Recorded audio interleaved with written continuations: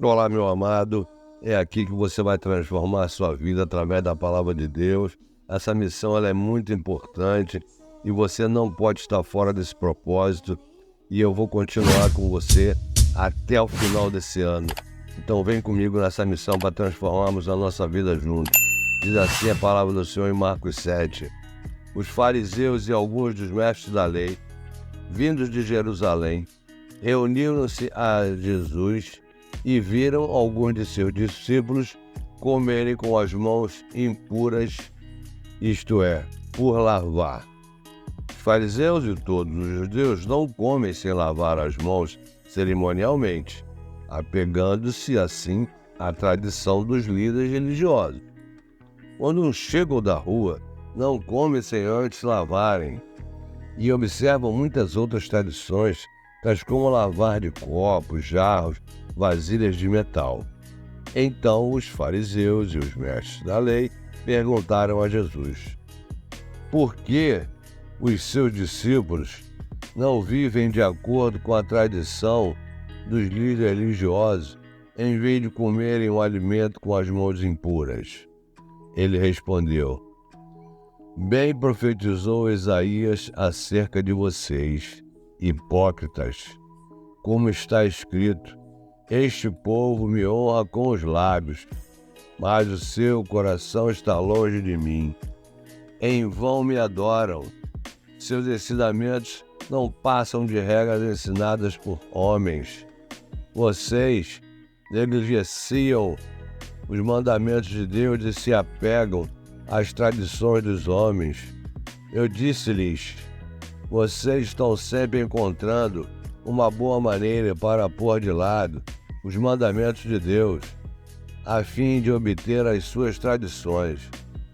Pois Moisés disse: honra teu pai e tua mãe, e quem amaldiçoar seu pai ou sua mãe terá que ser executado. Mas vocês afirmam que se alguém disser a seu pai ou sua mãe: qualquer ajuda que vocês poderiam receber de mim é corbã, isto é, uma oferta dedicada a Deus, vocês o desobrigam de qualquer dever para com seu pai e sua mãe. Assim, vocês anulam a palavra de Deus por meio da tradição que vocês mesmos transmitiram e fazem muitas coisas como essa. Jesus chamou novamente a multidão para junto de si e disse: ouçam-me todos e entendam isto. Não há nada fora do homem que, nele entrando, possa torná-lo impuro. Pelo contrário, o que sai do homem é que o torna impuro. Se alguém tem ouvidos para ouvir, ouça. Depois de deixar a multidão e entrar em casa, os discípulos lhe pediram explicações da parábola. Será que vocês também não conseguem entender? Perguntou-lhes Jesus.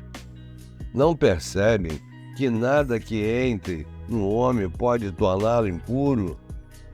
Porque não entra em seu coração, mas em seu estômago, sendo depois eliminado. Ao dizer isso, Jesus declarou puros todos os alimentos e continuou: o que sai do homem é que o torna impuro, pois do interior do coração dos homens vêm os maus pensamentos, as imoralidades sexuais, os roubos, os homicídios, os adultérios, as cobiças, as maldades, o engano, a devassidão, a inveja, a calúnia, a arrogância e a insensatez. Todos esses males vêm de dentro e tornam o homem impuro. Jesus saiu daquele lugar e foi para os arredores de Tiro e de Sidom. Entrou numa casa e não queria que ninguém o soubesse. Contudo, não conseguiu manter em segredo a sua presença. De fato, logo que ouviu falar dele, certa mulher, cuja filha estava com o espírito imundo, veio e lançou-se aos seus pés. A mulher era grega, sírio-fenícia de origem, e rogava a Jesus que expulsasse de sua filha o demônio. Ele lhe disse: deixe que primeiro os filhos comam até se fartar, pois não é correto tirar o pão dos filhos e lançá-lo aos cachorrinhos. Ela respondeu: sim, Senhor, mas até os cachorrinhos debaixo da mesa comem das migalhas das crianças. Então ele lhe disse: por causa desta resposta, você pode ir. O demônio já saiu da sua filha. Ela foi para casa e encontrou sua filha deitada na cama e o demônio já a tinha deixado. A seguir, Jesus saiu dos arredores de Tiro e atravessou Sidom, até o mar da Galileia e a região de Decápolis. Ali, algumas pessoas lhe trouxeram um homem que era surdo e mal podia falar, suplicando que lhe impusesse as mãos. Depois de levá-lo à parte, longe da multidão, Jesus colocou os dedos nos ouvidos dele. Em seguida, cuspiu e tocou na língua do homem. Então, voltou os olhos para os céus e, com um profundo suspiro, disse-lhe: Efatá, que significa abra-se. Com isso, os ouvidos do homem se abriram, sua língua ficou livre e ele começou a falar corretamente. Jesus ordenou-lhes que não o contasse a ninguém. Contudo, quanto mais ele os proibia, mais eles falavam. O povo ficava simplesmente maravilhado e dizia: ele faz tudo muito bem, faz até o surdo ouvir e o mudo falar. Naqueles dias, outra vez reuniu-se uma grande multidão. Visto que não tinham nada para comer, Jesus chamou os seus discípulos e disse-lhes: tenho compaixão dessa multidão. Já faz 3 dias que eles estão comigo e nada têm para comer. Se eu os mandar para casa com fome, vão desfalecer no caminho, porque alguns deles vieram de longe. Os seus discípulos responderam: onde neste lugar deserto poderia alguém conseguir pão suficiente para alimentá-los? Quantos pães vocês têm? Perguntou Jesus. 7, responderam eles. Ele ordenou à multidão que se assentasse no chão. Depois de tomar os 7 pães, dar graças, partiu-os e os entregou aos seus discípulos para que os servissem à multidão. E eles o fizeram. Tinha também alguns peixes pequenos, e ele deu graças igualmente por eles e disse aos discípulos que os distribuíssem. O povo comeu até se fartar, e ajuntaram 7 cestos cheios de pedaços que sobraram. Cerca de 4.000 homens estavam presentes. E tendo-os despedidos, entrou no barco com seus discípulos e foi para a região de Dalmanalta. Os fariseus vieram e começaram a interrogar Jesus. Para pô-lo à prova, pediram-lhe um sinal do céu. Ele suspirou profundamente e disse: por que esta geração pede um sinal miraculoso? Eu lhes afirmo que nenhum sinal lhe será dado. Então se afastou deles, voltou para o barco e atravessou para o outro lado.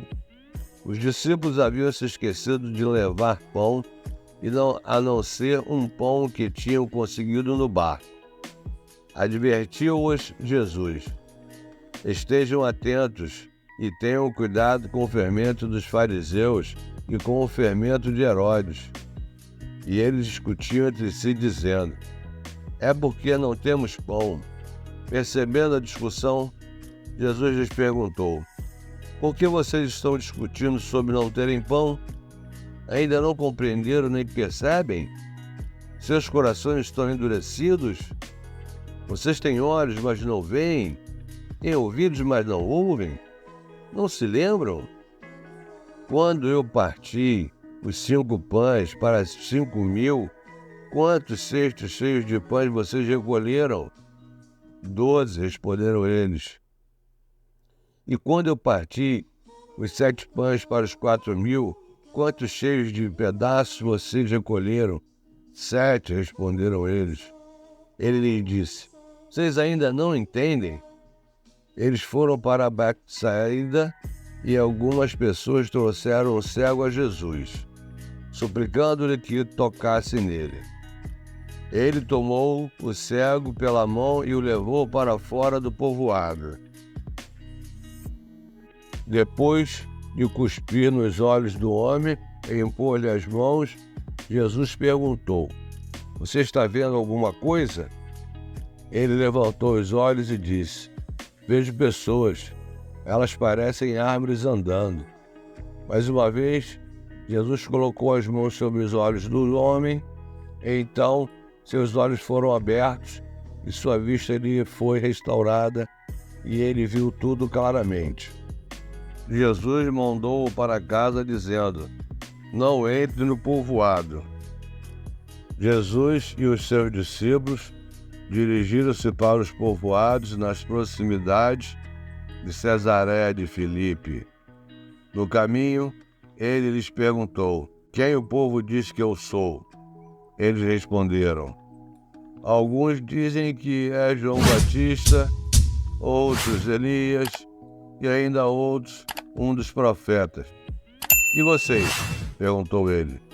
Quem vocês dizem que eu sou? Pedro respondeu: tu és o Cristo. Jesus advertiu que não falasse a ninguém a esse respeito. Então ele começou a ensinar-lhes que era necessário que o Filho do Homem sofresse muitas coisas e fosse rejeitado pelos líderes religiosos, pelos chefes dos sacerdotes e pelos mestres da lei, fosse morto e 3 dias depois ressuscitasse. Ele falou claramente a seu respeito. Então Pedro, chamando-o à parte, começou a repreendê-lo. Jesus, porém, voltou-se, olhou para os seus discípulos e repreendeu Pedro, dizendo: para trás de mim, Satanás, você não pensa nas coisas de Deus, mas nas dos homens. Então ele chamou a multidão e os discípulos e disse: se alguém quiser acompanhar-me, negue-se a si mesmo, tome a sua cruz e siga-me. Pois quem quiser salvar a sua vida, a perderá. Mas quem perder a vida por minha causa e pelo Evangelho, a salvará. Pois que adianta o homem ganhar o mundo inteiro e perder a sua alma? Ou o que o homem poderia dar em troca de sua alma?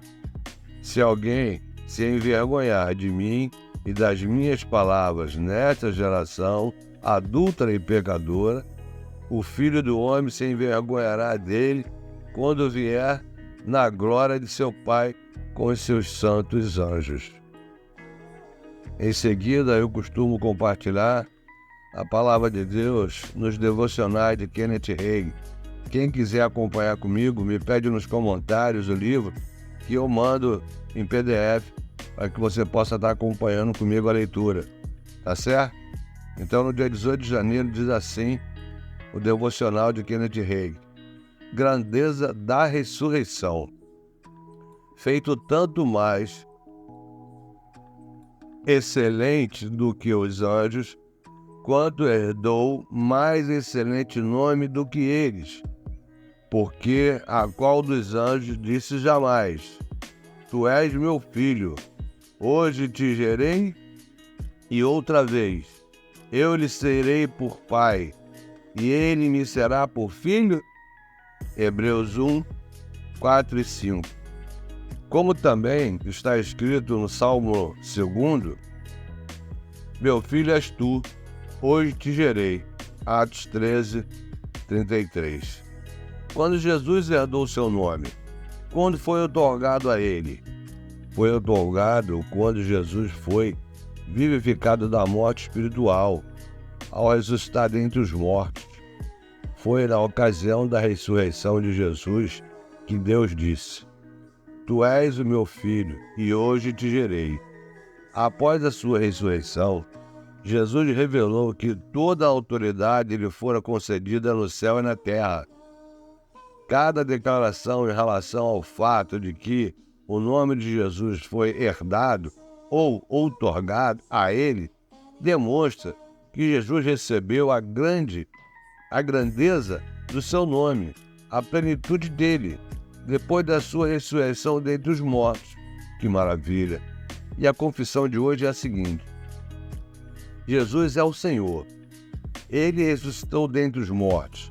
O poder e a autoridade demonstrados na ressurreição permanecem no nome que ele nos tem dado, o nome de Jesus. Essa palavra tem transformado a minha vida e vai transformar a sua também.